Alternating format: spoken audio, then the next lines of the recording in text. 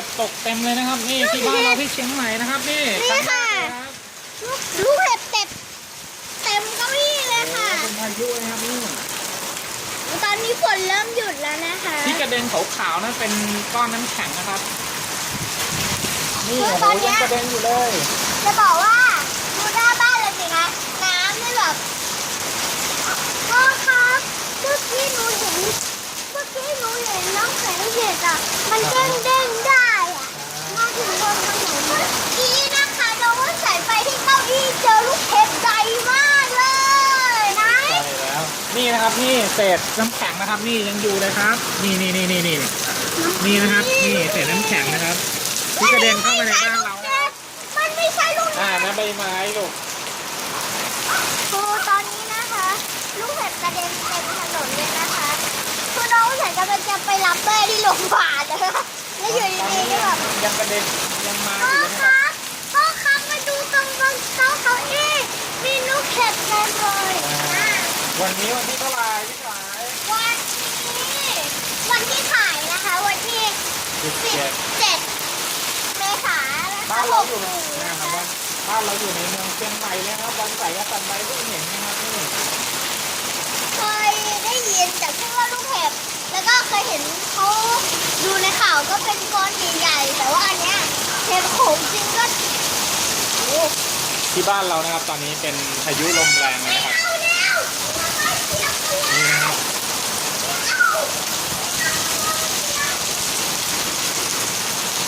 ฝนตกแบบกระหน่ำมากนะครับอย่าออกไปตากฝนมานี่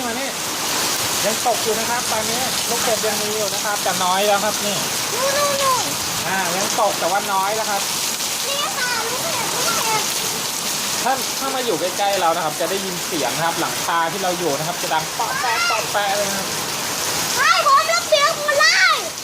ผมให้เสียครับผมไม่ใส่กระบะเพราะว่าโดนฝนดูฝนนะครับ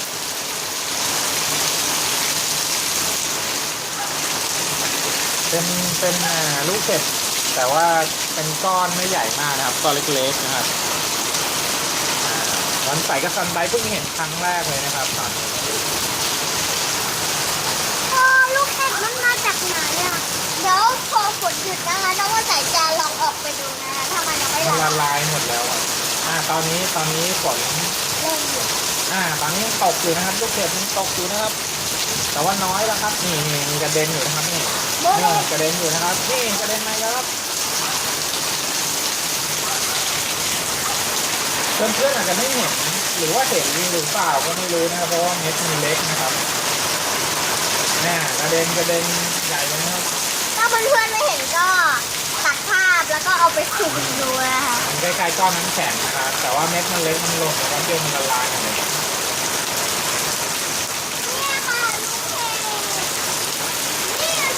ใช่ไหมใช่นี่ค่ะลูกนี่เป็นน้ำแข็งนะโอ้เมื่อกี้น้องใส่จะมาละลายหมดเลยเขาหยิบมามันก็ละลายเลยเพราะมือเราอุ่นนะคะเริ่มหยุดแล้วน้ำท่วมเย้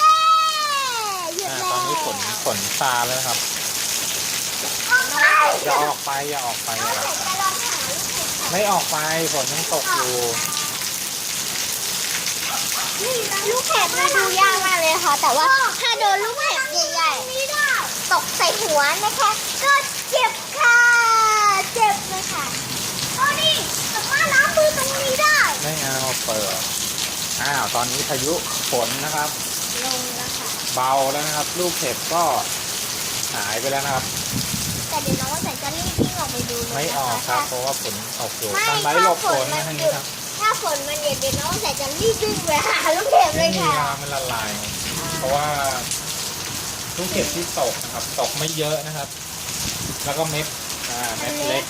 ใช่เขารู้ไหมคือที่เราใส่ดูในข่าวนะคะมันจะเป็นลูกกลมๆใหญ่หน่อยนะคะใหญ่ประมาณนี้ค่ะแล้วใหญ่ประมาณนี้แล้วมันก็จะมีลูกสีขาวๆเป็นน้ำแข็งแบบน้ำแข็งในตู้เย็นนะคะช่องฟรีซอะค่ะสีขาวแบบนั้นเลยถ้าตกมาเยอะๆก็อาจจะเป็นอย่างนี้แต่ยังตกน้อยอยู่แต่ตกให้เราพ่อครับรู้ไหมตอนนั้นอะมีเส้นตรงนั้นอะลมพายุมาพายุพัดแรงเลยนะบ้านเราใบไม้เย้เมื่อกี้ฝนไม่มีหรอก ไปเข้าบ้าน มันมีแต่ฟองนะคะตอนเนี้ยสำหรับคลิปนี้น้องวันใส่ก็ต้องขอลาไปก่อนอย่าลืมกดไลค์กดแชร์กดซับสไครต์น้องวันใส่ด้วยนะคะ อย่าลืมกดกระดิ่งด้วยนะ สวัสดีค่ะ บ๊ายบาย บ๊ายบาย อยู่เยสฝนหยุดแล้วมีล้างมือ